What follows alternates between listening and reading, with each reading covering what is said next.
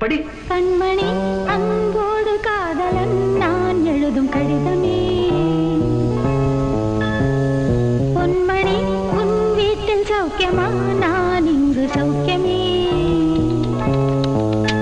உன்னை எண்ணி பார்க்கையில் கவிதை கொட்டுது, அதை எழுத நினைக்கையில் வார்த்தை முட்டு.